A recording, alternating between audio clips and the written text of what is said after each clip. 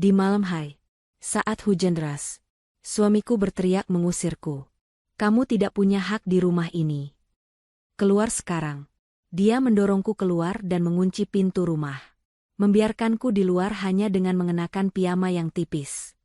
Tapi dia tidak sadar, tetangga yang menolong istrinya malam itu adalah pemilik perusahaan tempat dia bekerja. Dan besok pagi, dia akan menerima kejutan paling menyakitkan dalam hidupnya. Karena, sebelum ceritanya dimulai, silahkan tulis di kolom komentar dari daerah mana saja teman-teman yang menonton cerita ini. Jangan lupa like dan subscribe agar channel ini bisa semakin berkembang dan bisa mempersembahkan cerita yang lebih menarik lagi. Suara petir menggelegar membelah langit malam yang gelap gulita.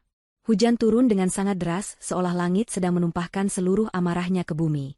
Di dalam sebuah rumah dinas mewah yang terletak di kawasan elit, suasana yang tak kalah panas sedang terjadi. Tiara berdiri mematung di dekat meja makan dengan tangan gemetar. Wajahnya tertunduk dalam, menyembunyikan air mata yang mulai menggenang di pelupuk matanya. Di hadapannya, Kevin berdiri dengan wajah merah padam dan napas memburu. Pria itu baru saja melempar piring berisi makan malam yang sudah disiapkan Tiara dengan susah payah, hingga pecah berantakan di lantai. Pecahan keramik dan sisa makanan berserakan mengotori lantai marmer yang dingin, sama seperti hati Tiara saat itu. Kevin menatap istrinya dengan tatapan penuh kebencian yang tidak ditutup-tutupi. Ia merasa muak melihat Tiara yang hanya mengenakan piyama panjang sederhana dan kerudung instan rumahan. Bagi Kevin yang jabatannya sedang menanjak di perusahaan besar, penampilan Tiara sangatlah memalukan. Ia membandingkan istrinya dengan wanita-wanita karir yang modis di kantornya, terutama Cynthia, rekan kerjanya yang selalu tampil sempurna dengan pakaian bermerek dan riasan wajah yang tebal. Kevin merasa Tiara tidak sepadan dengannya. Ia merasa Tiara hanyalah benalu yang menumpang hidup di rumah dinas yang ia dapatkan dari hasil kerja kerasnya sebagai manajer pemasaran. Kevin melangkah maju mendekati Tiara dan mencengkeram lengan wanita itu dengan kasar. Tiara meringis kesakitan namun ia tidak berani melawan. Kevin mulai memaki dengan kata-kata yang tajam dan menyakitkan hati. Ia mengatakan bahwa Tiara tidak berguna dan hanya bisa menghabiskan uangnya. Padahal Tiara sangat hemat dan jarang sekali meminta uang belanja lebih. Kevin terus menghina penampilan Tiara yang tertutup. Menurut Kevin, hijab yang dikenakan Tiara membuatnya terlihat kuno dan tidak menarik untuk diajak ke pesta kantor atau pertemuan bisnis. Kevin merasa malu memiliki istri seperti Tiara. Tiara mencoba membela diri dengan suara lirih. Ia mengatakan bahwa ia sudah berusaha menjadi istri yang baik dan melayani semua kebutuhan Kevin. Namun pembelaan itu justru membuat amarah Kevin semakin meledak. Kevin tidak butuh alasan. Ia hanya butuh pelampiasan dan jalan keluar untuk menyingkirkan Tiara, agar ia bisa bebas bersama Cynthia. Kevin menarik paksa lengan Tiara dan menyeretnya menuju pintu depan. Tiara menangis dan memohon agar Kevin tidak melakukannya, apalagi di luar sedang hujan badai yang sangat dahsyat. Tiara berusaha menahan langkah kakinya, tetapi tenaga Kevin jauh lebih besar. Kevin membuka pintu utama dengan kasar. Angin kencang bercampur air hujan langsung menyambar masuk, membasahi lantai teras. Tanpa belas kasihan sedikitpun, Kevin mendorong tubuh Tiara keluar, hingga wanita itu jatuh tersungkur di lantai teras yang basah dan dingin. Piyama tipis yang dikenakan Tiara seketika basah kuyup. Kerudung instannya miring berantakan. Tiara menatap suaminya dengan tatapan tidak percaya. Ia tidak menyangka pria yang dulu berjanji akan melindunginya di depan penghulu kini tega memperlakukannya lebih buruk daripada hewan. Kevin berdiri di ambang pintu dengan tatapan angkuh. Suaranya terdengar lantang mengalahkan suara hujan yang berisik. Ia berteriak keras mengatakan bahwa Tiara tidak punya hak sedikitpun di rumah itu. Kevin menegaskan bahwa rumah itu adalah fasilitas kantor untuknya, bukan untuk Tiara. Ia menyuruh Tiara pergi sekarang juga dan membiarkannya mati kedinginan di luar. Kevin berkata bahwa ia sudah muak melihat wajah Tiara yang menyedihkan. Setelah memuntahkan semua kalimat kejam itu, Kevin membanting pintu dengan sangat keras dan langsung menguncinya dari dalam. Suara kunci yang berputar terdengar seperti vonis mati bagi Tiara. Tiara tertinggal sendirian di luar. Tubuhnya menggigil hebat karena hawa dingin yang menusuk tulang. Giginya gemeletup. Ia mencoba bangkit dan mengetuk pintu, berharap hati Kevin akan luluh. Ia memanggil nama Kevin berkali-kali, memohon agar dibukakan pintu setidaknya sampai hujan reda. Namun tidak ada jawaban. Lampu ruang tamu justru dimatikan, tanda bahwa Kevin benar-benar tidak peduli. Tiara merasa dunia runtuh menimpanya. Ia tidak membawa dompet, ponsel, atau jaket tebal. Ia benar-benar tidak punya tempat tujuan. Rasa putus asa mulai merayapi hatinya. Ia duduk memeluk lutut di sudut teras, menangis terseduh-seduh di bawah guyuran hujan yang semakin deras. Saat Tiara merasa hidupnya sudah berakhir, tiba-tiba terdengar suara pagar berdecit dari rumah sebelah. Tiara menoleh perlahan dengan mata yang buram karena air mata. Di tengah kegelapan malam dan tirai hujan, ia melihat sesosok tubuh berdiri di perbatasan pagar rumah. Itu adalah Ibu Ratmi, tetangga sebelah rumah yang selama ini dikenal pendiam dan jarang bersosialisasi. Ibu Ratmi berdiri tegak memegang payung hitam besar. Wajah tuanya terlihat samar di bawah lampu jalan, namun matanya menatap tajam ke arah rumah Kevin. Ibu Ratmi melangkah mendekati pagar pembatas yang rendah. Di tangannya yang lain, ia mendekap sebuah selimut tebal yang kering. Tiara merasa malu terlihat dalam kondisi menyedihkan seperti itu oleh tetangganya. Ia berusaha menyembunyikan wajahnya. Namun Ibu Ratmi tidak menunjukkan ekspresi jijik atau kasihan yang merendahkan. Wanita tua itu justru menatap Tiara dengan sorot mata yang teduh namun penuh kekuatan. Ibu Ratmi memanggil Tiara dengan lembut. Ia menyuruh Tiara untuk mendekat ke arah pagar. Dengan tubuh gemetar dan langkah tertatih, Tiara berjalan mendekati pagar. Ibu Ratmi segera mengulurkan tangan melewati pagar dan menyampirkan selimut tebal itu ke bahu Tiara. Kehangatan selimut itu sedikit mengurangi rasa beku di tubuh Tiara. Ibu Ratmi kemudian membuka pintu pagar penghubung kecil yang jarang digunakan. Ia mengajak Tiara masuk ke pekarangan rumahnya. Ibu Ratmi berkata dengan suara yang tenang namun tegas, melarang Tiara untuk merendahkan diri di depan orang yang tidak tahu bersyukur. Kata-kata itu menohok hati Tiara. Tiara menurut. Ia melangkah masuk ke halaman rumah Ibu Ratmi. Saat Tiara sudah berada di bawah lindungan payung Ibu Ratmi, wanita tua itu menatap nanar ke arah pintu rumah Kevin yang tertutup rapat. Ada kemarahan yang luar biasa terpancar dari mata Ibu Ratmi. Kemarahan yang belum pernah dilihat Tiara sebelumnya dari seorang nenek yang tampak biasa saja. Ibu Ratmi berbisik dengan nada dingin yang mencekam. Ia mengatakan bahwa mulai besok, Tiara tidak perlu lagi mengetuk pintu rumah Kevin. Tiara menatap Ibu Ratmi dengan bingung, tidak mengerti maksud perkataan itu. Di tengah suara hujan, Ibu Ratmi melanjutkan kalimatnya dengan pernyataan yang mengejutkan. Ia berkata bahwa ia baru saja memutuskan untuk memecat Kevin besok pagi. Tiara terbelalak kaget. Ia mengira ia salah dengar. Bagaimana mungkin seorang tetangga tua yang hidup sederhana bisa memecat suaminya yang seorang manajer di perusahaan besar? Ibu Ratmi tersenyum tipis, senyuman yang penuh misteri. Ia kemudian mengungkapkan identitasnya. Ia berkata bahwa dialah pemilik perusahaan tempat Kevin bekerja. Malam itu, di bawah hujan deras, Tiara baru saja melangkah masuk ke dalam babak baru kehidupannya tanpa ia sadari. Tiara masih terdiam kaku mendengar pengakuan Ibu Ratmi, namun rasa dingin di tubuhnya memaksanya untuk tidak banyak bertanya saat itu. Ibu Ratmi membimbing Tiara berjalan menuju pintu depan rumahnya. Dari luar, rumah Ibu Ratmi tampak seperti bangunan tua bergaya kolonial yang sederhana dan tidak terlalu mencolok. Dindingnya ditumbuhi tanaman rambat dan catnya berwarna putih gading yang agak kusam. Tiara sering berpikir bahwa Ibu Ratmi adalah pensiunan yang hidup pas-pasan dari uang pensiun mendiang suaminya. Namun, pemikiran itu hancur berkeping-keping begitu Ibu Ratmi membuka pintu utama rumahnya. Mata Tiara terbelalak lebar. Ia seolah melangkah masuk ke dimensi lain. Bagian dalam rumah Ibu Ratmi sangat kontras dengan tampilan luarnya. Interior rumah itu sangat mewah, elegan, dan berkelas. Lantainya terbuat dari marmer kualitas terbaik yang mengkilap memantulkan cahaya lampu kristal gantung yang megah. Dindingnya dihiasi lukisan-lukisan asli yang tampak sangat mahal.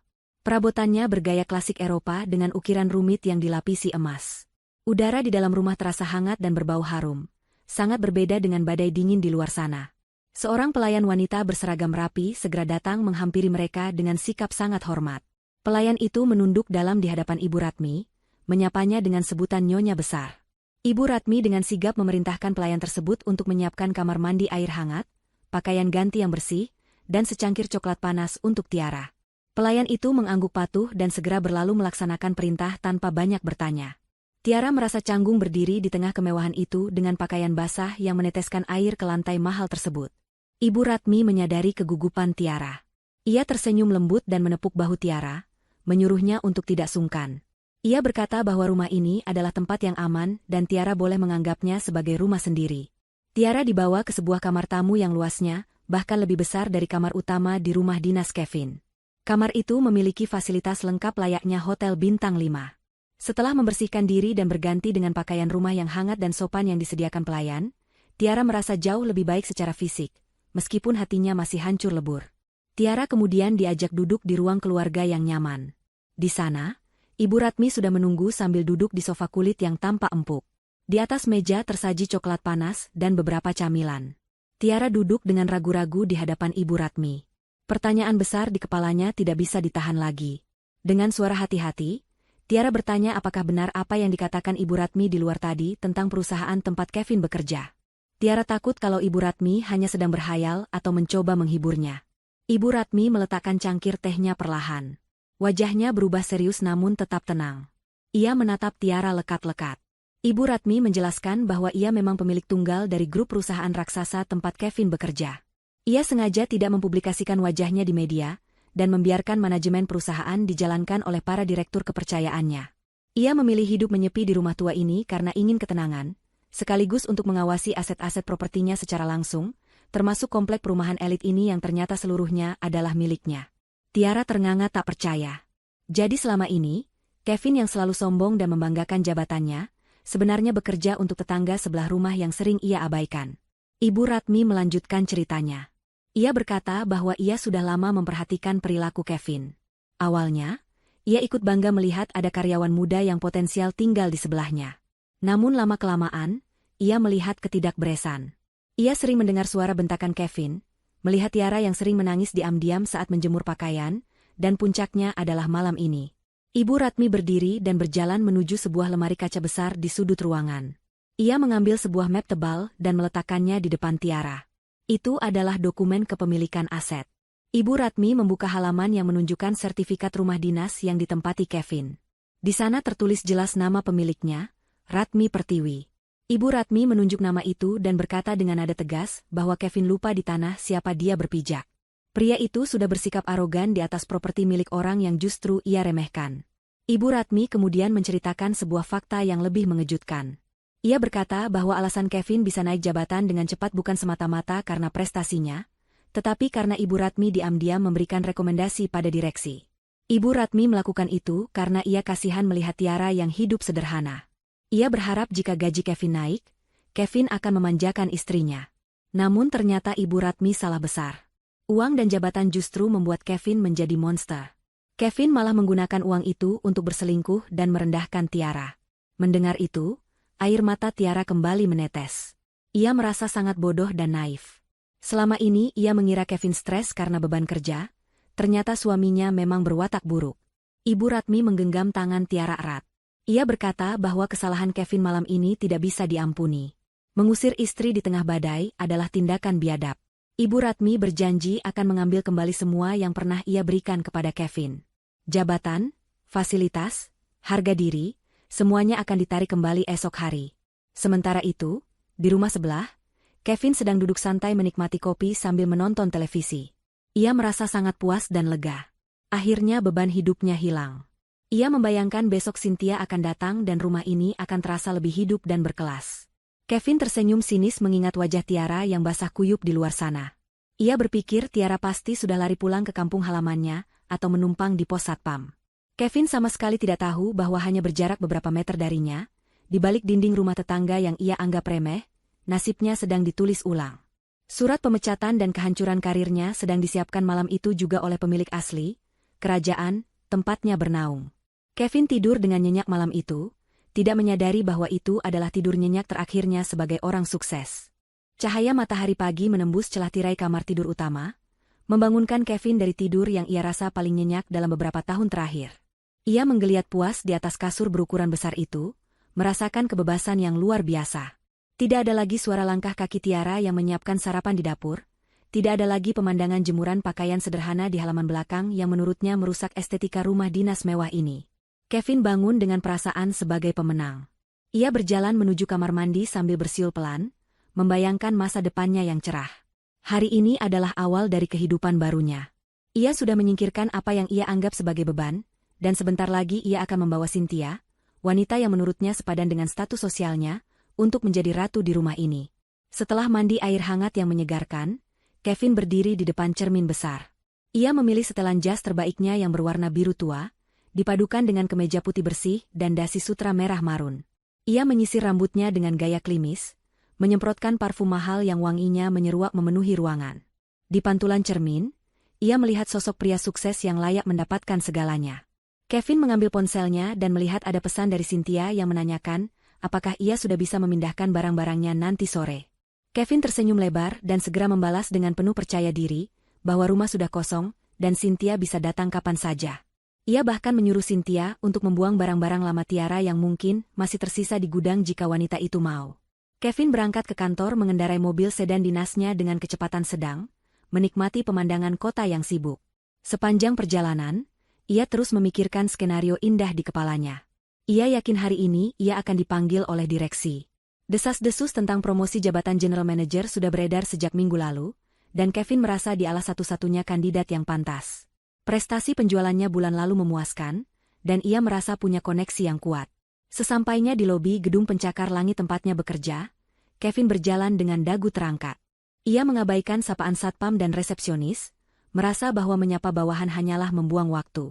Ia melangkah masuk ke dalam lift khusus eksekutif, menekan tombol lantai paling atas dengan jari yang mantap. Begitu pintu lift terbuka di lantai manajerial, suasana terasa sedikit berbeda dari biasanya. Para staf yang biasanya sibuk mengobrol atau mengetik, tiba-tiba terdiam saat melihat Kevin lewat. Beberapa dari mereka saling berbisik sambil melirik ke arahnya dengan tatapan yang sulit diartikan. Kevin yang terlalu percaya diri menganggap itu adalah tatapan kagum atau iri karena rumor promosinya. Ia masuk ke ruangannya, melempar tas kerjanya ke atas meja, dan bersiap memanggil sekretarisnya untuk meminta kopi. Namun belum sempat ia menekan tombol interkom, pintu ruangannya diketuk. Sekretarisnya masuk dengan wajah pucat dan menunduk takut. Wanita itu memberitahu bahwa Kevin ditunggu di ruang rapat direksi utama sekarang juga. Jantung Kevin berdebar kencang karena kegirangan. Ia berpikir bahwa momen penobatannya telah tiba. Ia segera merapikan dasinya dan berjalan menuju ruang rapat dengan langkah lebar. Ia membayangkan di dalam sana para direktur akan menyalaminya, memberinya selamat, dan menawarinya paket gaji baru yang fantastis. Kevin membuka pintu ruang rapat ganda yang berat itu dengan senyum lebar yang sudah ia siapkan. Namun, senyum itu perlahan memudar ketika ia melihat siapa saja yang ada di dalam ruangan tersebut. Suasana di dalam sangat dingin, jauh lebih dingin dari suhu pendingin ruangan. Di ujung meja panjang, duduk Pak Burhan, Direktur HRD yang terkenal tegas dan jarang tersenyum. Di sebelahnya ada dua orang pria berjas hitam yang Kevin kenali sebagai tim legal perusahaan. Tidak ada kue perayaan, tidak ada jabat tangan hangat. Pak Burhan menatap Kevin dengan tatapan tajam di balik kacamatanya. Ia mempersilakan Kevin duduk dengan gerakan tangan yang kaku. Kevin mulai merasa ada yang tidak beres. Keringat dingin mulai merembes di punggungnya. Ia mencoba berbasa-basi menanyakan agenda pertemuan mendadak ini, namun Pak Burhan langsung memotongnya dengan meletakkan sebuah amplop coklat tebal di hadapan Kevin. Pak Burhan berkata dengan suara datar dan formal, bahwa manajemen perusahaan telah melakukan evaluasi menyeluruh terhadap kinerja dan etika Kevin.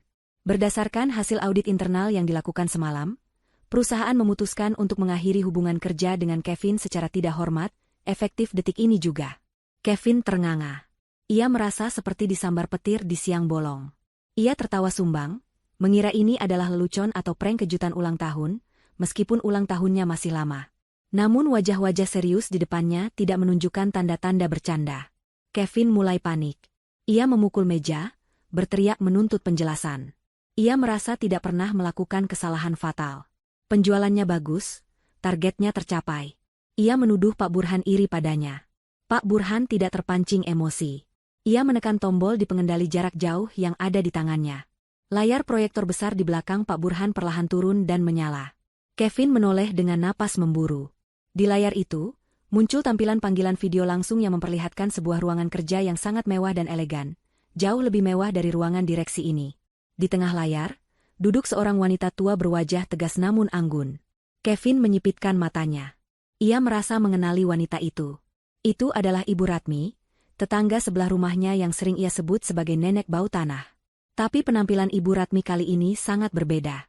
Ia mengenakan kebaya sutra mahal dan perhiasan berlian yang berkilau. Kevin ternganga, otaknya berusaha memproses apa yang ia lihat. Sebelum ia sempat berkata apa-apa, kamera di layar bergerak sedikit melebar, memperlihatkan seseorang yang duduk di sebelah Ibu Ratmi. Napas Kevin tercekat. Di sana duduk Tiara. Istrinya yang semalam ia usir seperti sampah, kini duduk dengan punggung tegak di kursi kulit yang mahal. Penampilan Tiara berubah total. Ia mengenakan gamis modern berbahan premium yang jatuh dengan indah di tubuhnya, serta hijab syari berwarna pastel yang membuatnya terlihat sangat berkelas dan bercahaya.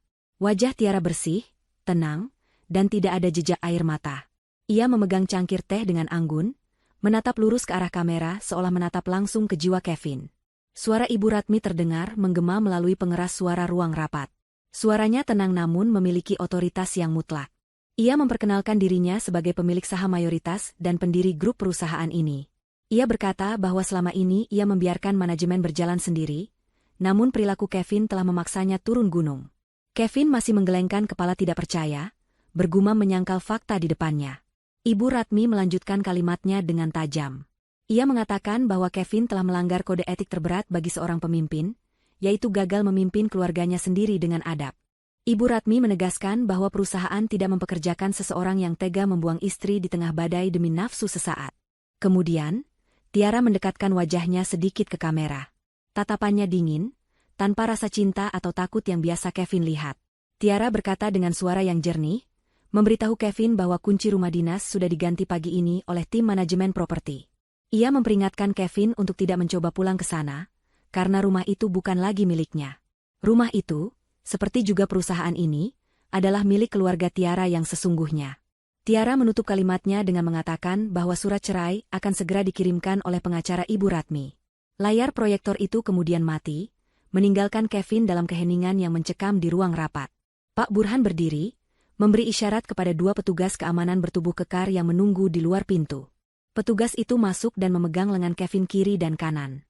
Kevin meronta, berteriak memanggil nama Tiara dan Ibu Ratmi, namun suaranya hanya memantul sia-sia di dinding kedap suara. Ia diseret keluar dari ruang rapat, melewati barisan karyawan yang kini menatapnya dengan pandangan mencemooh. Berita pemecatannya rupanya sudah menyebar lewat email internal. Kevin digiring sampai ke lobi, lencana identitasnya ditarik paksa, dan ia didorong keluar gedung tanpa diberi kesempatan mengemasi barang-barang pribadinya di meja kerja. Kevin berdiri di trotoar yang panas, masih dengan setelan jas mahalnya, namun kini ia merasa telanjang dan hina. Matahari siang bersinar terik, seolah mengejek Kevin yang berdiri linglung di depan gedung kantor yang baru saja membuangnya. Kemarahan perlahan mulai menguasai rasa kagetnya. Kevin tidak terima diperlakukan seperti ini. Ia merasa ini semua pasti salah paham atau konspirasi jahat Tiara yang menghasut tetangga tua itu. Dengan tangan gemetar menahan amarah, Kevin merogoh saku celananya mencari kunci mobil. Untungnya, kunci mobil pribadinya masih ada padanya, karena mobil dinas sudah pasti akan ditarik. Ia berlari menuju parkiran basement, masuk ke dalam mobilnya, dan memacu kendaraan itu dengan kecepatan tinggi membelah jalanan ibu kota yang macet. Pikiran Kevin kacau balau. Ia berteriak-teriak sendiri di dalam mobil, memukul setir kemudi berkali-kali. Ia tidak percaya bahwa Ibu Ratmi, nenek tua yang sering menyapu halaman dengan daster lusuh itu, adalah pemilik perusahaan raksasa tempatnya bekerja. Itu tidak masuk akal baginya. Dan Tiara, istri yang selama ini ia anggap lemah dan bodoh, ternyata memiliki hubungan dengan kekuasaan sebesar itu. Kevin merasa ditipu. Ia merasa dirinya adalah korban. Ia bertekad untuk melabrak mereka, menuntut haknya, dan memaksa Tiara untuk menjelaskan semuanya. Ia yakin Tiara masih mencintainya dan bisa dimanipulasi jika ia membujuknya dengan sedikit keras. Setelah menempuh perjalanan hampir 1 jam dengan ugal-ugalan, Kevin akhirnya sampai di gerbang komplek perumahan elit tempat tinggalnya, atau bekas tempat tinggalnya. Palang pintu otomatis yang biasanya terbuka begitu sensor membaca plat nomor mobilnya, kali ini tetap tertutup rapat. Kevin membunyikan klakson berkali-kali dengan tidak sabar. Seorang satpam yang biasanya hormat padanya, kini keluar dari pos dengan wajah datar dan dingin. Satpam itu tidak membukakan gerbang, melainkan berjalan mendekati kaca mobil Kevin dan mengetuknya pelan. Kevin membuka kaca jendela dan langsung membentak satpam tersebut, bertanya kenapa palang pintu tidak dibuka. Satpam itu menjawab dengan tenang bahwa akses Kevin ke komplek tersebut sudah dicabut per hari ini atas perintah pemilik kawasan. Kevin murka.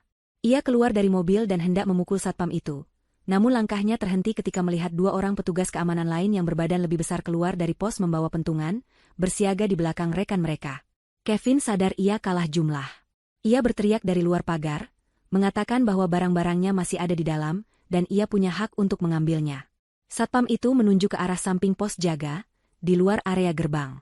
Di sana, di atas trotoar yang berdebu, tertumpuk koper-koper dan kardus-kardus yang terlihat familiar.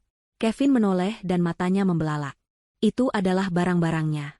Baju-baju mahalnya, koleksi sepatunya, dan beberapa peralatan elektroniknya ditumpuk begitu saja secara asal-asalan. Beberapa kardus terlihat basah dan penyok, mungkin karena sisa genangan air atau dilempar dengan kasar. Kevin berlari mendekati tumpukan barang itu. Ia membuka salah satu koper dan melihat jas-jas kerjanya kusut tak beraturan. Ia merasa harga dirinya diinjak-injak sampai ke dasar tanah. Saat Kevin sedang meratapi nasib barang-barangnya, sebuah taksi berwarna biru berhenti tepat di belakang mobil Kevin. Pintu taksi terbuka, dan keluarlah Cynthia. Wanita itu tampil modis dengan kacamata hitam besar dan gaun pendek berwarna merah menyala. Ia memberi isyarat pada supir taksi untuk membantu menurunkan 2 koper besar miliknya. Cynthia tersenyum lebar ketika melihat Kevin, mengira Kevin sedang menunggunya untuk menyambut kedatangannya ke rumah baru mereka. Cynthia berjalan mendekat dengan gaya lenggak-lenggok yang dibuat-buat, belum menyadari situasi yang sebenarnya terjadi. Cynthia memeluk lengan Kevin dan bertanya dengan manja kenapa barang-barang Kevin ada di luar, apakah mereka akan pindah ke rumah yang lebih besar lagi seperti yang pernah Kevin janjikan. Pertanyaan polos namun penuh tuntutan itu membuat kepala Kevin semakin pening. Kevin menepis tangan Cynthia dengan kasar. Wajahnya pucat pasi dan berkeringat. Cynthia kaget dengan perlakuan kasar itu dan membuka kacamata hitamnya, menatap Kevin dengan bingung. Kevin berusaha menjelaskan dengan terbata-bata, namun suaranya tercekat di tenggorokan. Ia bingung harus mulai dari mana menceritakan bencana yang menimpanya dalam hitungan jam ini. Belum sempat Kevin menyusun kalimat, satpam tadi kembali mendekat. Kali ini ia berbicara pada Cynthia. Satpam itu memberitahu dengan nada tegas bahwa Kevin bukan lagi penghuni komplek ini, dan siapapun yang bersamanya dilarang masuk. Cynthia melongo. Ia menatap Kevin menuntut penjelasan. Kevin akhirnya mengaku dengan suara lirih bahwa ia baru saja dipecat dan diusir dari rumah dinas. Ia mengatakan bahwa ada kesalahpahaman besar dengan perusahaan. Wajah Cynthia berubah drastis dalam sekejap. Senyum manjanya hilang, berganti dengan tatapan jijik dan tidak percaya. Ia memandang tumpukan barang Kevin yang menyedihkan di trotoar, lalu memandang Kevin yang kini terlihat seperti pecundang yang berkeringat dan putus asa. Impian Cynthia untuk tinggal di rumah mewah dan menjadi istri manajer musnah seketika. Tanpa basa-basi, Cynthia langsung berbalik badan menuju taksinya yang belum sempat pergi jauh. Kevin berusaha menahannya, memohon agar Cynthia tetap bersamanya dan memberinya dukungan. Kevin berjanji akan mencari pekerjaan lain secepatnya. Cynthia menepis tangan Kevin dengan keras. Ia berkata dengan ketus bahwa ia tidak tertarik hidup susah dengan pengangguran. Ia mengatakan bahwa ia mau bersama Kevin karena Kevin bisa memberinya kemewahan, bukan drama pengusiran seperti ini. Cynthia masuk kembali ke dalam taksi dan memerintahkan supir untuk pergi, meninggalkan koper-kopernya yang belum sempat dimasukkan lagi. Namun Cynthia tidak peduli, ia lebih memilih kehilangan koper daripada harus terjebak dengan Kevin yang sudah jatuh miskin. Taksi itu melaju pergi, meninggalkan debu yang menerpa wajah Kevin. Kevin berdiri terpaku di pinggir jalan. Di sebelah kirinya adalah gerbang komplek mewah yang kini tertutup selamanya baginya, tempat di mana Tiara mungkin sedang melihatnya dari kejauhan dengan segala kenyamanannya. Di sebelah kanannya adalah tumpukan barang-barangnya yang seperti sampah. Dan di depannya, jalanan kosong tempat wanita yang ia banggakan baru saja mencampakannya begitu saja. Kevin jatuh terduduk di aspal. Ia meraung marah, memaki nasib, namun tidak ada yang mendengarnya kecuali angin panas dan satpam yang menatapnya dengan pandangan dingin tanpa belas kasihan. Hukuman atas kesombongannya baru saja dimulai, dan itu terasa sangat menyakitkan. Cahaya matahari pagi yang hangat menyelinap masuk melalui celah tirai sutra yang tebal, membangunkan Tiara dari tidur panjangnya. Selama beberapa saat, Tiara merasa bingung ketika membuka matanya. Langit-langit kamar yang tinggi dengan ukiran gipsum yang indah bukanlah pemandangan yang biasa ia lihat setiap pagi. Kasur yang empuk dan selimut sehalus awan membuatnya enggan untuk bergerak. Perlahan, ingatan tentang kejadian malam sebelumnya kembali membanjiri pikirannya. Teriakan Kevin, hujan deras yang dingin, pengusiran yang menyakitkan, dan kebaikan hati Ibu Ratmi yang tak terduga. Tiara bangkit duduk, menyadari bahwa ini bukan mimpi. Ia benar-benar berada di dalam rumah mewah milik tetangganya yang misterius itu. Rasa cemas tiba-tiba menyergapnya. Ia merasa tidak pantas menikmati kemewahan ini. Ia hanyalah seorang istri yang dibuang, wanita biasa yang tidak memiliki apa-apa. Setelah membersihkan diri dan mengambil air wudhu, Tiara melaksanakan sholat duha dengan khusyuk, memohon petunjuk dan kekuatan kepada Tuhan atas nasib yang menimpanya. Doa-doanya diiringi air mata yang mengalir deras. Namun kali ini ada rasa lega di dadanya, karena ia berada di tempat yang aman.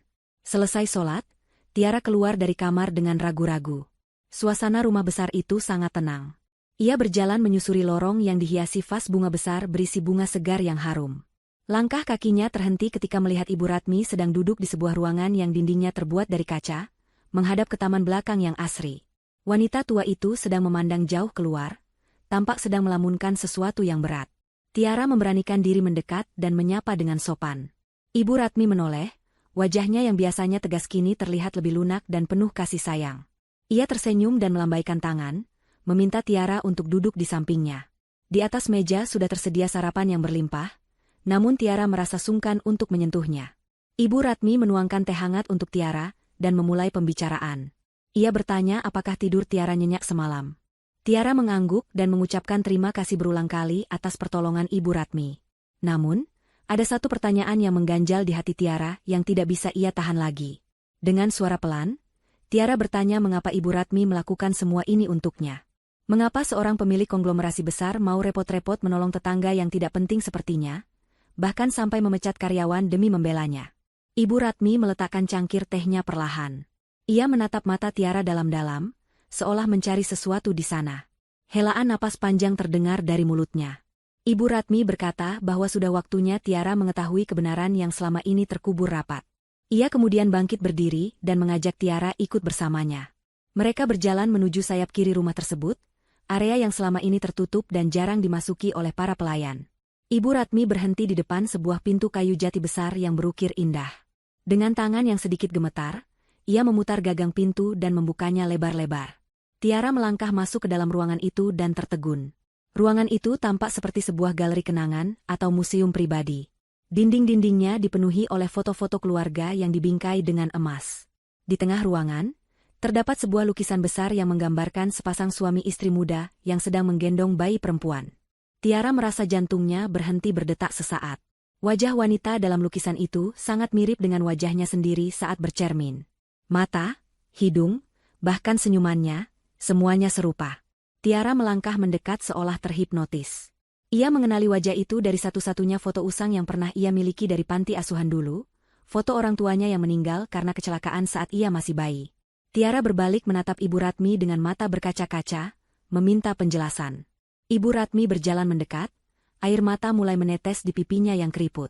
Dengan suara serak menahan tangis, Ibu Ratmi akhirnya mengungkapkan rahasia besar itu.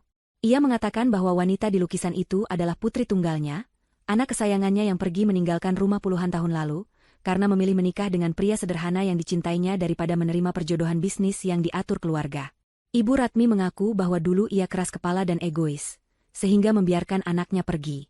Namun ketika ia menyesal dan ingin mencari mereka, ia terlambat.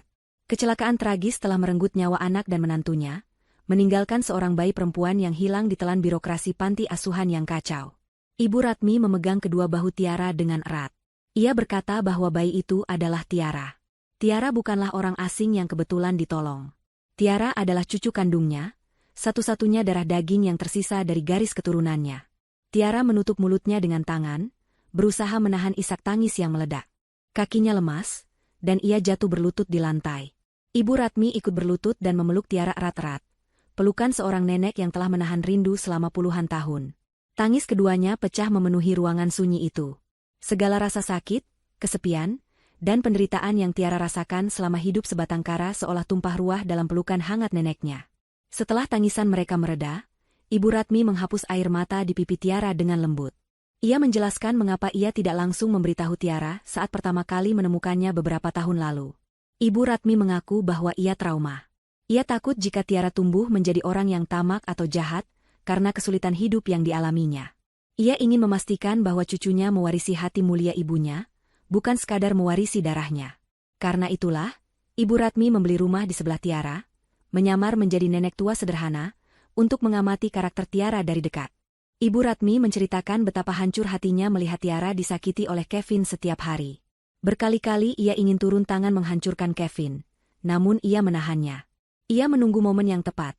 Momen di mana Kevin benar-benar melewati batas dan Tiara benar-benar siap untuk melepaskan pria itu. Dan malam badai itu adalah puncaknya. Ibu Ratmi berkata bahwa ia bangga pada Tiara. Meskipun hidup susah dan dihina suami, Tiara tetap sabar, taat beribadah, dan tidak pernah menjadi wanita yang pendendam atau bermulut kasar. Ujian itu telah membuktikan bahwa Tiara adalah permata yang sesungguhnya, persis seperti namanya, Ratmi, yang berarti permata. Ibu Ratmi kemudian mengajak Tiara berdiri, dan membawanya ke depan cermin besar di sudut ruangan. Ia berdiri di belakang Tiara, memegang bahu cucunya sambil menatap pantulan mereka berdua. Ibu Ratmi berkata dengan tegas bahwa mulai hari ini, Tiara tidak boleh lagi menundukkan kepalanya. Tiara bukan lagi istri tak berdaya dari seorang manajer rendahan. Tiara adalah pewaris tunggal Ratmi Group, pemilik dari gedung-gedung pencakar langit, hotel, dan ribuan hektar tanah.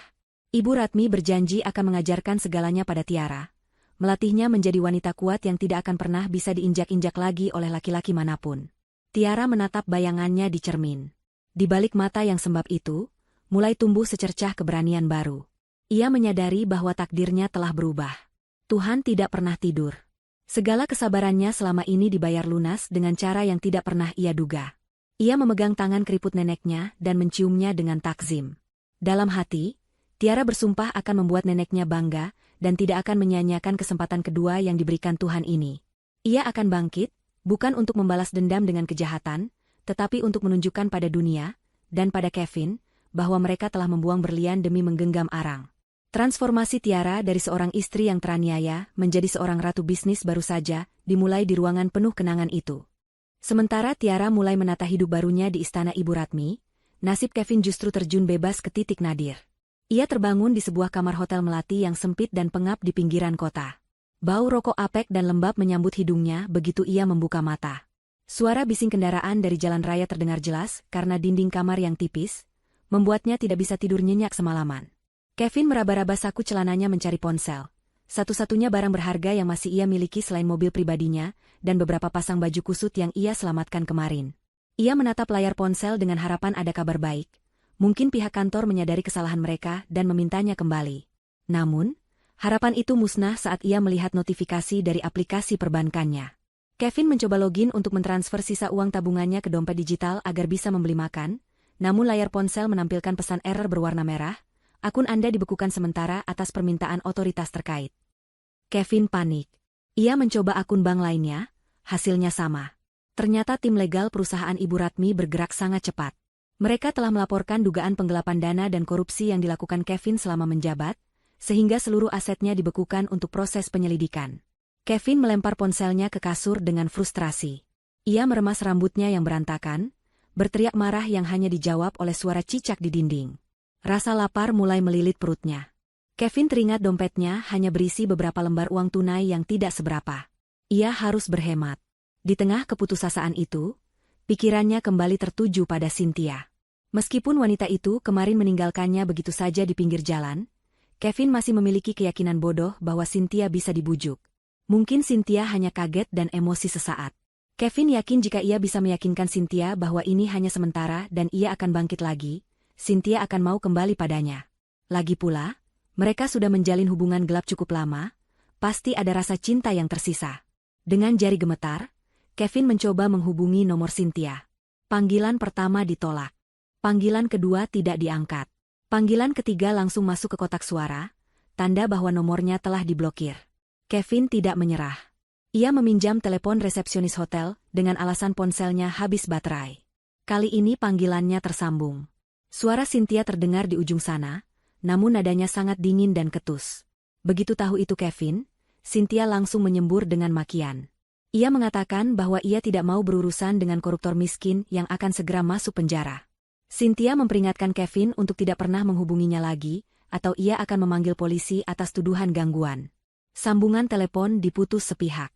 Kevin berdiri mematung di lobi hotel murah itu, gagang telepon masih menempel di telinganya, sementara harga dirinya hancur berkeping-keping. Di sisi lain kota, Cynthia sedang berjuang dengan masalahnya sendiri. Meskipun ia bersikap angkuh pada Kevin, sebenarnya ia juga sedang panik. Berita pemecatan Kevin dan skandal korupsi di kantor lama mereka menyebar dengan cepat di grup WhatsApp industri. Cynthia, yang dikenal sebagai tangan kanan Kevin dalam banyak proyek dan skandal, ikut terkena imbasnya. Namanya menjadi buruk di mata rekan-rekan seprofesi. Ia tahu ia harus segera mendapatkan pekerjaan baru sebelum tabungannya menipis, karena gaya hidupnya yang hedonis selama ini membuatnya tidak memiliki banyak simpanan. Kartu kreditnya sudah hampir mencapai batas limit, karena belanjaan tas bermerek bulan lalu yang ia harapkan akan dilunasi Kevin. Cynthia berdandan secantik mungkin hari itu. Ia mengenakan blazer mahal, rok pensil yang membentuk tubuh, dan sepatu hak tinggi andalannya. Ia memiliki jadwal wawancara di Nusantara Corp, sebuah perusahaan kompetitor besar yang selama ini menjadi saingan berat perusahaan Ibu Ratmi. Cynthia merasa percaya diri. Dengan pengalamannya dan penampilannya yang menarik, ia yakin bisa memikat manajer HRD di sana. Ia berjalan masuk ke gedung perkantoran mewah itu dengan dagu terangkat, memandang remeh para kandidat lain yang menunggu di lobi dengan pakaian sederhana. Dalam benaknya, ia adalah bintang yang sedang mencari panggung baru. Setelah menunggu hampir 1 jam, nama Cynthia akhirnya dipanggil. Ia melangkah masuk ke ruang wawancara dengan senyum yang sudah dilatih di depan cermin. Ruangan itu besar dan dingin. Di ujung meja, duduk seorang wanita yang membelakangi Cynthia, menghadap ke jendela besar yang menampilkan panorama kota. Kursi kerjanya yang tinggi menutupi sosok wanita itu. Cynthia berdehem pelan, mengucapkan salam dengan suara manis yang dibuat-buat. Kursi itu perlahan berputar. Senyum di wajah Cynthia seketika membeku, lalu hilang tak berbekas. Matanya melotot seolah hendak keluar dari kelopaknya. Di hadapannya, duduk Tiara. Bukan Tiara yang memakai piyama lusuh dan kerudung berantakan, melainkan Tiara yang terlihat sangat berwibawa dengan balutan busana kerja muslimah yang elegan. Hijabnya tertata rapi, wajahnya bersih bercahaya, dan tatapannya tajam menusuk, jauh lebih mengintimidasi daripada tatapan HRD manapun yang pernah Cynthia temui. Di papan nama yang ada di atas meja, tertulis, Tiara Ratmi, Komisaris Utama. Cynthia mundur selangkah, kakinya goyah. Ia tergagap, tidak mampu mengeluarkan satu kata pun. Otaknya berusaha mencerna situasi yang tidak masuk akal ini. Bagaimana mungkin istri Kevin yang kampungan itu bisa menjadi petinggi di perusahaan saingan ini? Tiara menatap Cynthia dengan tenang, tanpa emosi, seolah sedang melihat serangga kecil yang tidak penting. Tiara membuka map lamaran kerja Cynthia yang ada di mejanya, membolak-balik halamannya dengan santai. Tiara mulai berbicara dengan suara yang datar namun penuh kuasa.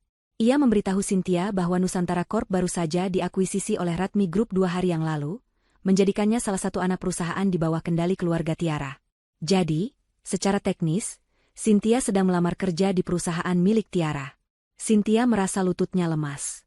Ia ingin lari keluar dari ruangan itu, tapi kakinya terpaku di lantai. Rasa malu yang luar biasa menjalar dari ujung kaki hingga ke ubun-ubun. Tiara menutup map lamaran kerja Cynthia dan melemparkannya pelan ke tengah meja. Ia menatap lurus ke mata Cynthia yang ketakutan. Tiara berkata bahwa secara kemampuan teknis, mungkin Cynthia memenuhi syarat. Namun, perusahaan ini memiliki standar moral yang sangat tinggi.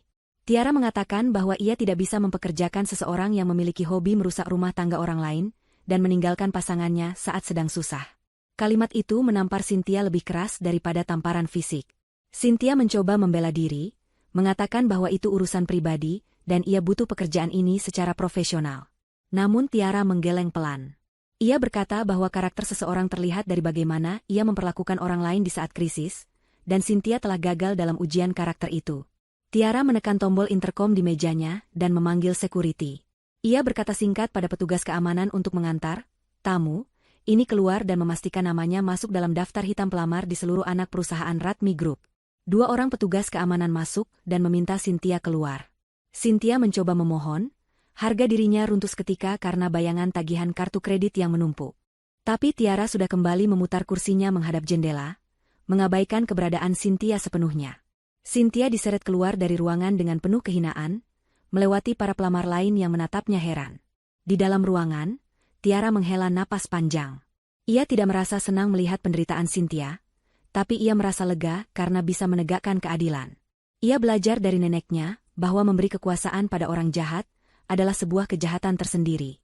Hari itu, Tiara menutup satu pintu masa lalunya dengan tegas, membiarkan orang-orang yang pernah menyakitinya menuai badai yang mereka tabur sendiri. Kevin duduk bersila di atas kasur tipis yang sudah mulai kempes di kamar hotel murahnya. Cahaya lampu neon yang berkedip-kedip di langit-langit kamar menambah kesan suram suasana hatinya. Sudah 3 hari ia terkurung di ruangan sempit itu, bersembunyi dari kenyataan pahit yang menimpanya. Uang tunai di dompetnya semakin menipis, hanya cukup untuk membeli mie instan dan air mineral botolan selama beberapa hari ke depan. Rasa lapar dan putus asa mulai menggerogoti akal sehatnya. Ia merasa dunia tidak adil padanya. Ia merasa dijebak oleh Ibu Ratmi dan dikhianati oleh Tiara. Kebencian di hatinya semakin membara, mengubah rasa bersalah menjadi keinginan untuk menghancurkan balik orang-orang yang ia anggap telah merusak hidupnya. Kevin merasa ia tidak boleh kalah begitu saja. Ia harus melakukan sesuatu untuk membalikan keadaan, atau setidaknya menyeret Tiara jatuh bersamanya ke dalam lumpur kehinaan. Dengan tangan gemetar namun penuh tekad, Kevin mengambil ponsel pintarnya. Ia membuka aplikasi media sosial dan mulai menyusun rencana licik. Ia merapikan rambutnya sedikit, namun sengaja membiarkan wajahnya terlihat kusu dan matanya merah agar terlihat menyedihkan. Ia mengatur pencahayaan kamar agar terlihat remang-remang dan dramatis. Kevin menekan tombol rekam video. Detik itu juga, ia mengubah ekspresinya menjadi sosok suami yang teraniaya dan saleh. Dengan suara serak yang dibuat-buat, Kevin mulai bercerita di depan kamera. Ia mengarang cerita bohong yang sangat meyakinkan. Ia mengatakan bahwa ia baru saja diusir oleh istrinya yang selingkuh dengan seorang pria kaya raya. Kevin memposisikan dirinya sebagai korban kejamnya dunia materialistis. Dalam video berdurasi 5 menit itu, Kevin menumpahkan air mata buaya. Ia menyebut nama Tiara dengan nada penuh kecewa. Ia menuduh Tiara telah berubah sejak mengenal tetangga kaya raya mereka yang ternyata adalah mucikari elit terselubung, fitnah keji yang ia tujukan pada Ibu Ratmi. Kevin berkata bahwa ia dipaksa bercerai karena ia tidak mampu membelikan barang-barang mewah yang diminta Tiara. Ia menutup video itu dengan kalimat religius, memohon doa dari netizen agar ia diberi kekuatan menghadapi ujian istri yang durhaka. Tanpa ragu sedikitpun, Kevin mengunggah video tersebut dengan judul yang provokatif. Diusir istri karena miskin, harga diri suami diinjak-injak demi harta. Seperti api yang disiram bensin, video tersebut meledak dalam hitungan jam. Algoritma media sosial yang menyukai drama langsung mengangkat video Kevin ke halaman utama. Ribuan komentar mulai membanjiri unggahan tersebut. Netizen yang tidak tahu fakta sebenarnya langsung tersulut emosinya. Mereka menghujat Tiara habis-habisan. Kolom komentar dipenuhi caci maki kasar. Ada yang menyebut Tiara sebagai wanita tidak tahu diri, kacang lupa kulit, hingga sebutan-sebutan kotor lainnya. Simpati mengalir deras untuk Kevin.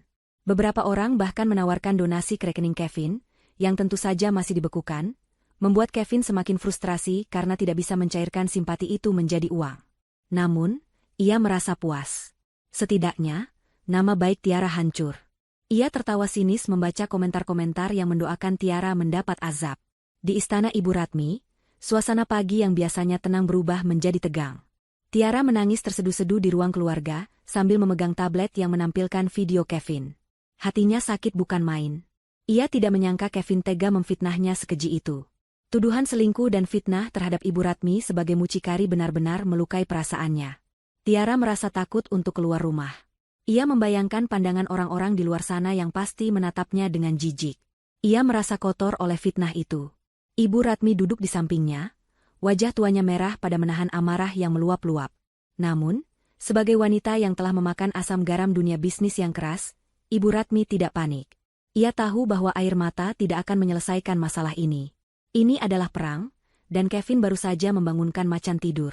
Ibu Ratmi mengambil tablet dari tangan Tiara, dan meletakkannya di meja dengan keras.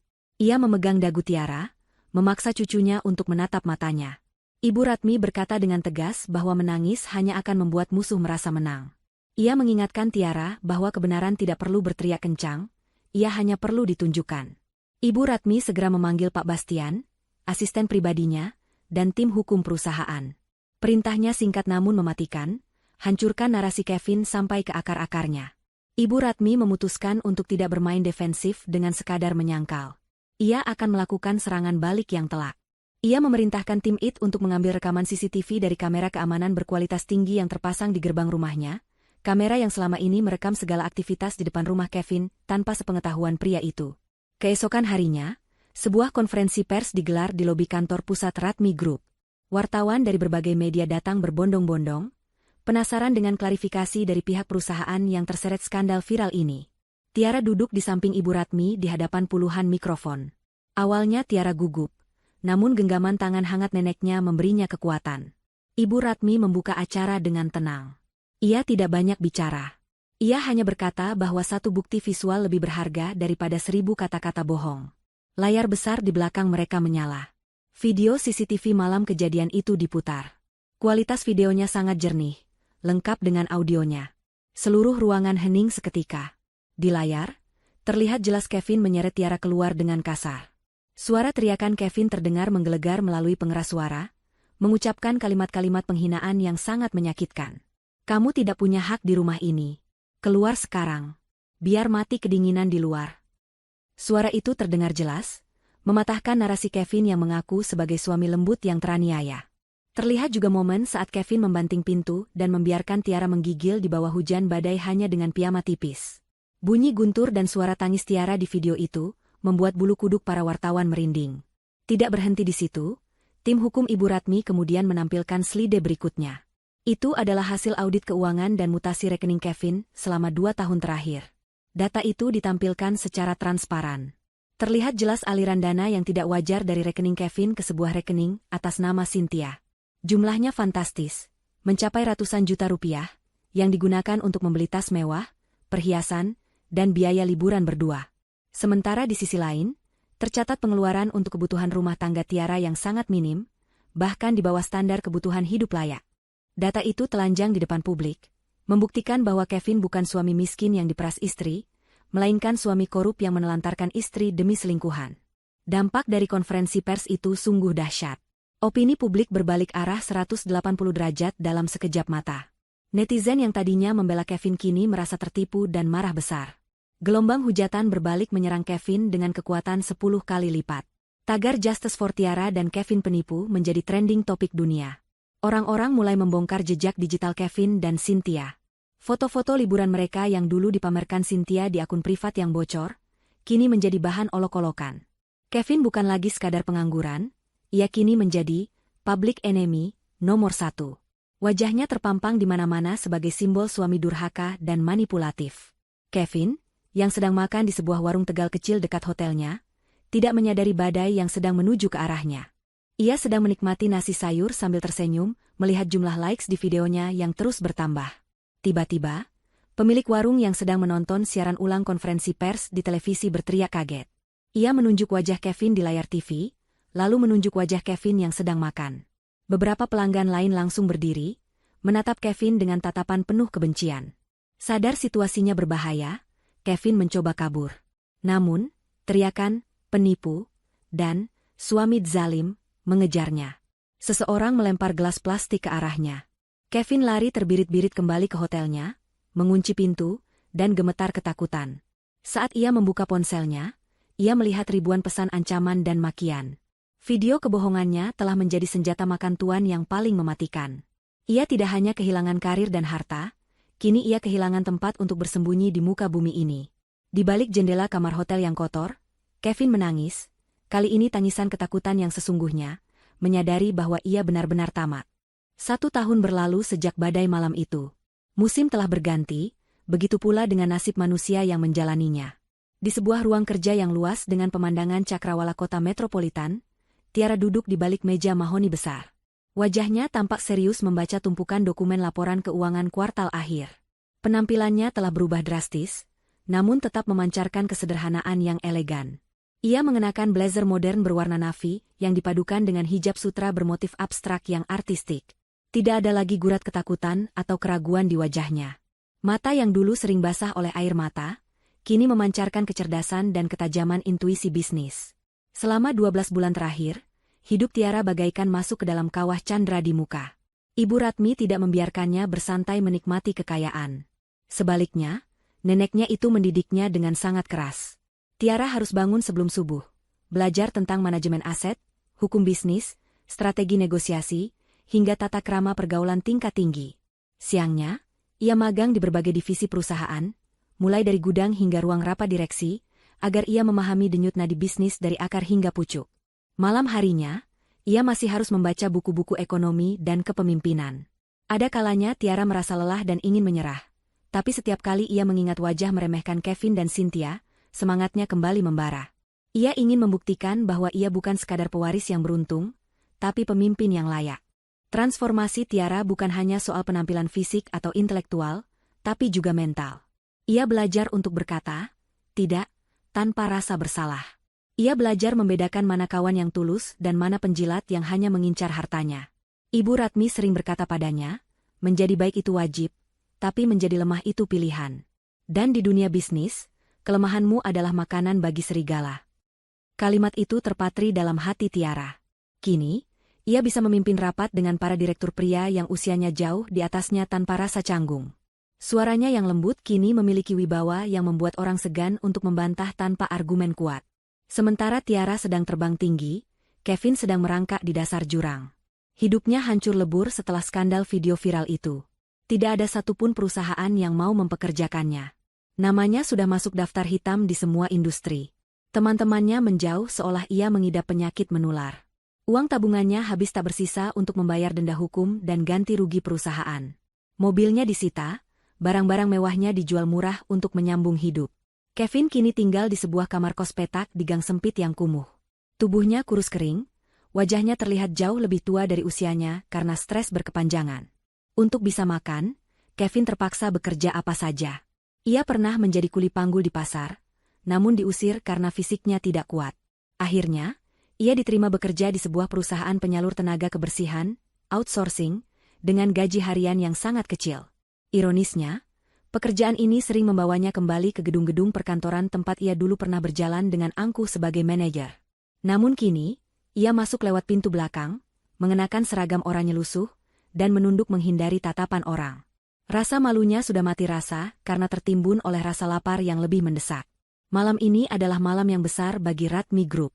Perusahaan merayakan ulang tahun ke-50 sekaligus momen bersejarah pengumuman CEO baru yang akan menggantikan Ibu Ratmi yang memutuskan untuk pensiun dan menjadi komisaris saja.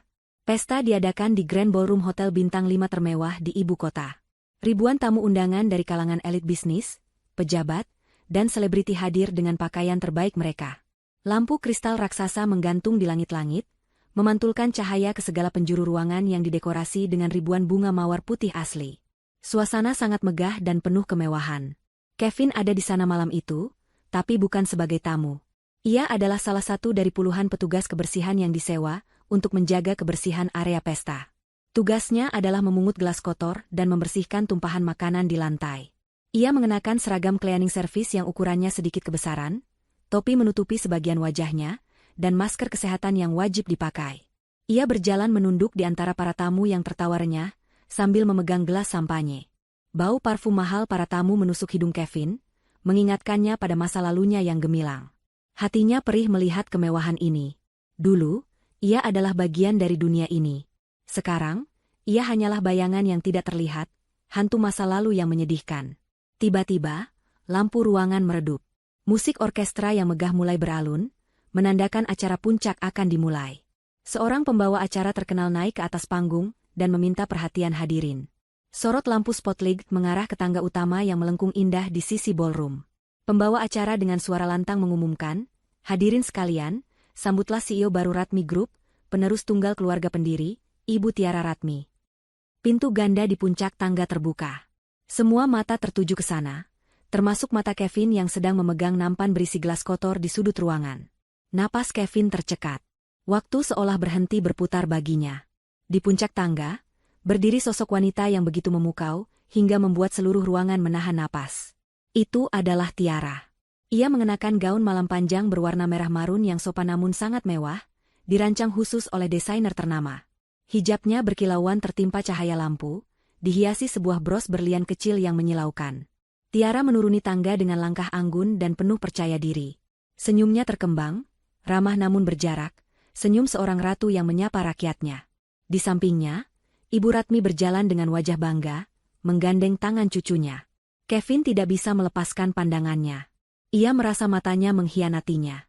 Wanita yang bersinar terang di sana, yang dipuja dan ditepuk tangani oleh ribuan orang kaya itu, adalah wanita yang sama yang dulu ia bentak karena lupa menyetrika kemejanya. Wanita yang ia sebut memalukan dan kampungan. Kini, jarak di antara mereka bukan lagi sekadar tangga ballroom, melainkan jurang perbedaan nasib yang tak terukur dalamnya. Tiara sampai di panggung dan mulai memberikan pidato sambutannya. Suaranya terdengar jernih dan cerdas melalui sistem suara canggih, membahas visi masa depan perusahaan dan komitmen sosial. Setiap kalimat yang diucapkannya menunjukkan kelas dan intelektualitas yang tinggi. Kevin gemetar hebat. Kakinya lemas melihat kenyataan di depan matanya. Rasa penyesalan yang teramat sangat menghantam dadanya seperti palu godam. Ia menyadari betapa bodohnya ia. Ia telah membuang berlian demi menggenggam kerikil, dan kini berlian itu telah menjadi bintang yang tak mungkin lagi ia gapai. Tanpa sadar, tangan Kevin yang berkeringat kehilangan cengkeramannya. Nampan logam berisi tumpukan gelas kaca kotor itu terlepas dari tangannya. Prang! Suara pecahan gelas yang nyaring memecah keheningan di sela-sela pidato Tiara. Bunyi gaduh itu menarik perhatian orang-orang di sekitarnya. Beberapa tamu menoleh dengan tatapan terganggu. Petugas keamanan segera bergerak mendekat. Di atas panggung, Tiara menghentikan pidatonya sejenak karena suara gaduh itu. Ia menoleh ke arah sumber suara di sudut ruangan yang remang-remang. Matanya menyipit sedikit, berusaha melihat apa yang terjadi. Pandangan mereka bertemu selama 1 detik yang terasa seperti 1 abad. Kevin, yang berdiri kaku dengan seragam kotor di tengah pecahan gelas, dan Tiara, yang berdiri tegak di atas panggung dengan gaun merah megahnya. Kevin melihat mata Tiara. Tidak ada kemarahan di sana, tidak ada kebencian. Yang ada hanyalah tatapan datar. Tatapan orang asing yang melihat sesuatu yang tidak penting. Lalu berpaling kembali menatap audiensnya dan melanjutkan pidato seolah tidak terjadi apa-apa. Bagi Kevin, ketidakpedulian itu jauh lebih menyakitkan daripada tamparan. Tiara bahkan tidak lagi menganggapnya cukup berharga untuk diperhatikan. Supervisor kebersihan datang dengan wajah marah, menarik kerah baju Kevin kasar, dan menyeretnya keluar dari ballroom lewat pintu samping sambil memaki-maki atas keteledorannya. Kevin pasrah diseret keluar seperti sampah. Sementara di dalam sana, tepuk tangan meriah kembali membahana menyambut akhir pidato sang ratu baru. Pintu ballroom tertutup, memisahkan Kevin selamanya dari cahaya kemewahan yang dulu pernah ia miliki. Pesta perayaan ulang tahun perusahaan telah berakhir lewat tengah malam. Para tamu undangan mulai meninggalkan Grand Ballroom Hotel satu persatu, diantar oleh mobil-mobil mewah yang berjejer rapi di lobi utama. Cahaya lampu kamera wartawan masih berkerlap-kerlip menangkap momen para selebriti dan pengusaha yang pulang. Di sudut area parkir yang agak gelap dan tersembunyi di balik pilar beton besar, Kevin berjongkok dengan tubuh gemetar. Ia baru saja diusir lewat pintu belakang oleh supervisor kebersihan dan dipecat di tempat karena insiden gelas pecah tadi. Seragam oranyenya sudah dilucuti paksa. Kini ia hanya mengenakan kaos dalam yang kucel dan celana bahan tipis yang sudah robek di bagian lutut. Angin malam yang dingin menusuk kulitnya, mengingatkannya pada malam saat ia mengusir Tiara. Rasa dingin ini terasa familiar, namun kali ini dialah yang merasakannya. Kevin menolak untuk pergi. Akal sehatnya sudah tertutup oleh keputusasaan dan delusi yang akut. Di dalam kepalanya yang kacau, ia masih meyakini bahwa ia memiliki celah untuk kembali. Ia berpikir bahwa Tiara, wanita yang dulu ia kenal penurut dan lugu, pasti masih memiliki sisa-sisa cinta atau setidaknya rasa kasihan padanya. Kevin menyusun rencana darurat di otaknya. Ia akan menggunakan senjata terakhir yang dulu selalu ampuh untuk membungkam Tiara, manipulasi agama dan statusnya sebagai suami. Ia yakin Tiara sebagai wanita berhijab yang taat pasti akan luluh jika ia membawa-bawa dalil tentang kewajiban istri dan pintu maaf. Kevin berlatih merendahkan suaranya, memasang wajah paling memelas, dan menyiapkan air mata buatan. Ia menunggu dengan sabar layaknya predator yang mengintai mangsa, meskipun kondisinya kini lebih mirip tikus got yang terjepit. Waktu yang ditunggu akhirnya tiba. Dari pintu kaca lobi hotel yang megah, rombongan pengawal berjas hitam keluar lebih dulu, membuka jalan dengan sigap. Di belakang mereka, berjalanlah Tiara dan Ibu Ratmi, diiringi oleh Pak Bastian dan beberapa asisten. Tiara tampak lelah namun tetap anggun, sesekali tersenyum menanggapi ucapan neneknya. Mereka berjalan menuju sebuah mobil sedan limosin hitam mengkilap yang sudah menunggu dengan mesin menyala. Kevin tahu ini adalah satu-satunya kesempatannya. Jika Tiara masuk ke mobil itu, ia akan kehilangan akses selamanya. Dengan nekat, Kevin berlari keluar dari persembunyiannya. Ia menerobos barisan keamanan dengan tenaga sisa-sisa kepanikan. Beberapa pengawal terkejut melihat pria kurus dekil yang tiba-tiba melesat ke arah CEO mereka. Sebelum pengawal sempat membantingnya, Kevin sudah menjatuhkan dirinya di atas aspal keras tepat di depan kaki Tiara. Ia bersujud mencium ujung sepatu hak tinggi Tiara, menangis meraung-raung dengan suara yang sengaja dikeraskan agar menarik perhatian orang-orang di sekitar lobi. Kevin berteriak memanggil nama Tiara, memohon ampun dengan histeris. Ia menyebut dirinya pendosa, menyebut dirinya suami yang hilaf, dan meminta Tiara membukakan pintu hati seluas samudera. Suasana di lobi hotel seketika menjadi hening dan tegang. Para pengawal hendak menyeret Kevin menjauh, namun Tiara mengangkat tangan kanannya, memberi isyarat agar mereka berhenti sejenak. Tiara menatap pria yang sedang bersujud di kakinya itu. Dulu, ia pasti akan ikut berlutut, menangis, dan memohon agar Kevin tidak marah. Dulu, pria ini adalah pusat semestanya, sosok imam yang ia takuti sekaligus ia hormati. Namun malam ini, saat melihat punggung Kevin yang gemetar di bawah sana, Tiara tidak merasakan apa-apa selain rasa iba yang dingin.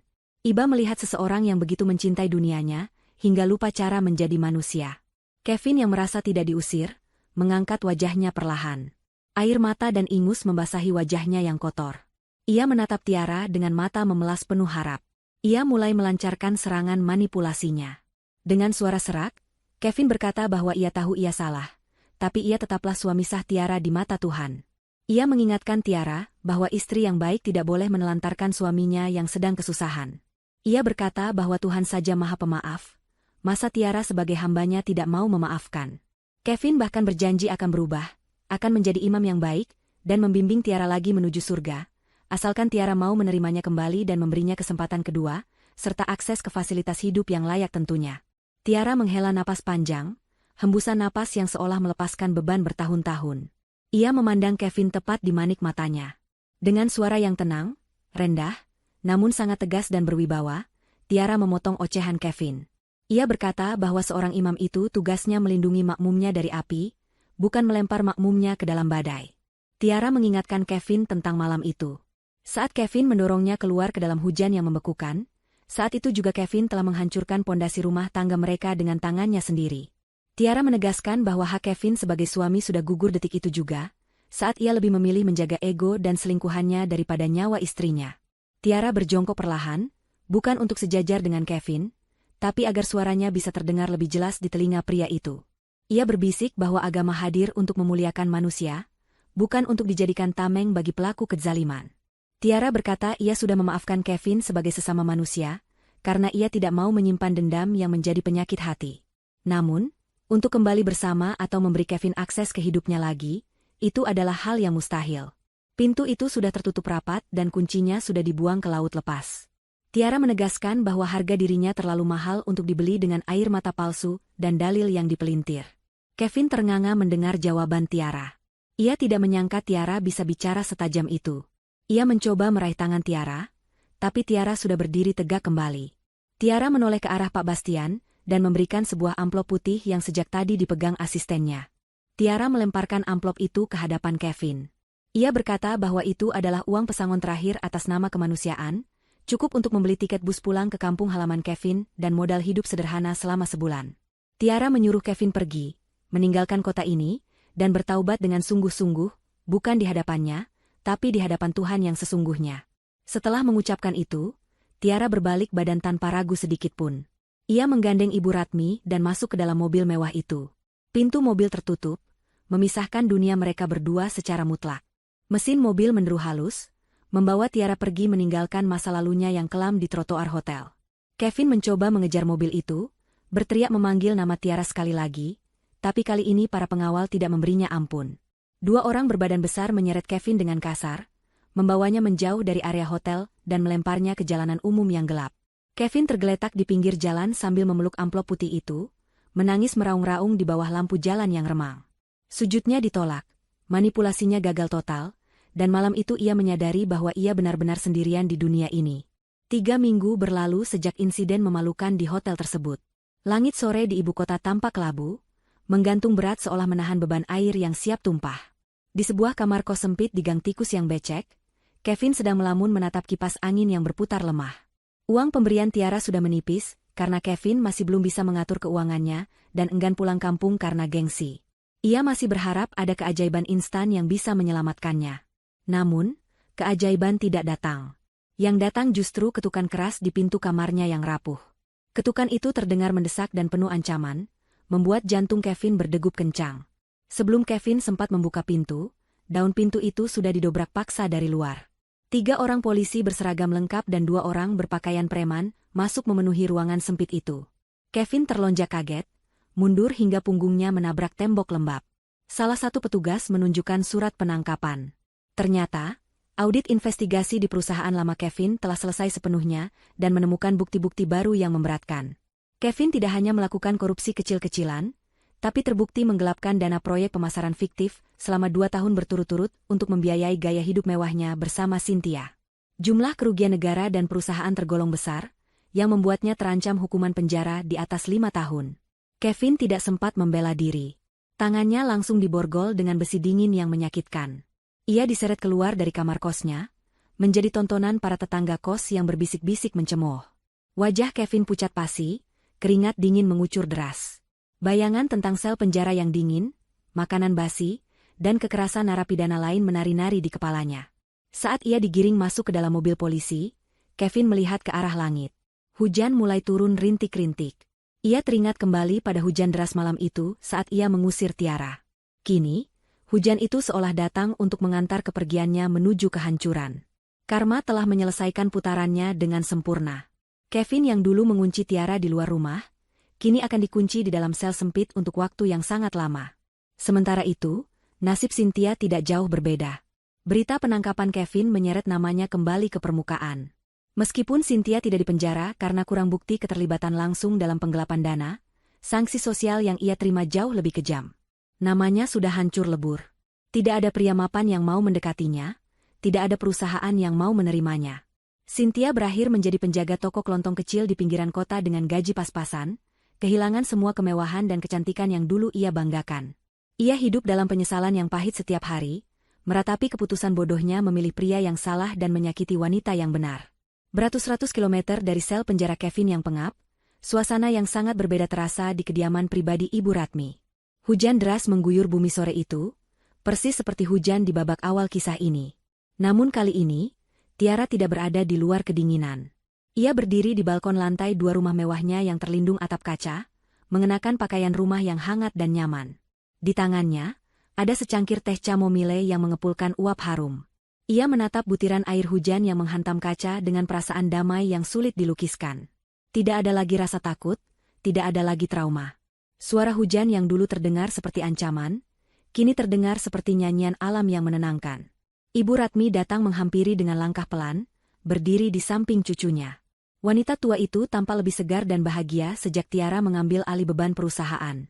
Ia ikut memandang ke arah hujan, lalu menoleh menatap profil wajah Tiara yang tenang. Ibu Ratmi bertanya pelan, apakah Tiara masih teringat pada kejadian masa lalu setiap kali hujan turun? Tiara tersenyum tipis, menoleh pada neneknya. Ia menggeleng pelan. Tiara menjawab bahwa ia tidak melupakan kejadian itu, tapi ia sudah tidak lagi merasakan sakitnya. Ia justru merasa bersyukur. Tiara menjelaskan bahwa jika hujan badai malam itu tidak terjadi, jika Kevin tidak mengusirnya dengan kejam, mungkin ia masih akan terjebak dalam pernikahan yang beracun selamanya. Mungkin ia tidak akan pernah memberanikan diri mengetuk pagar rumah Ibu Ratmi. Mungkin ia tidak akan pernah tahu siapa jati dirinya yang sebenarnya. Badai itulah yang memaksanya keluar dari zona nyaman yang menyakitkan menuju takdirnya yang sesungguhnya. Hujan itu bukan menghukumnya, tapi membersihkan jalan hidupnya dari orang-orang yang tidak pantas berada di masa depannya. Tiara berkata bahwa Tuhan membungkus kado terindahnya dengan kemasan yang paling menyakitkan, dan ia bersyukur telah berani membuka kemasan itu. Ibu Ratmi tersenyum bangga, matanya berkaca-kaca. Ia merangkul bahu Tiara, menyandarkan kepalanya sejenak di bahu cucunya yang kini sudah menjadi wanita kuat. Mereka berdua berdiri di sana dalam keheningan yang nyaman, menikmati teh hangat sementara dunia di luar sana basah kuyup. Tiara menyeruput tehnya, merasakan kehangatan menjalar ke seluruh tubuhnya. Di kejauhan, sirine mobil polisi yang membawa Kevin sayup-sayup terdengar, namun suara itu segera hilang ditelan suara hujan, sama seperti nama Kevin yang perlahan hilang dari ingatan Tiara. Cerita ini berakhir bukan dengan sorak-sorai kemenangan yang berisik, melainkan dengan ketenangan yang paripurna. Sang antagonis mendapatkan tempat yang layak sesuai perbuatannya di balik jeruji besi, sendirian dan penuh penyesalan. Sang protagonis mendapatkan kembali mahkotanya, dikelilingi keluarga yang mencintainya, dan hidup dalam kedamaian. Di bawah guyuran hujan yang sama, dua nasib manusia berakhir di kutub yang berbeda. Tiara meletakkan cangkirnya, menarik napas panjang menghirup aroma tanah basah, dan tersenyum menyambut hari esok. Ia tahu, mulai sekarang, tidak akan ada lagi yang berani mengusirnya ke dalam badai, karena ia telah menjadi sang pengendali badai itu sendiri.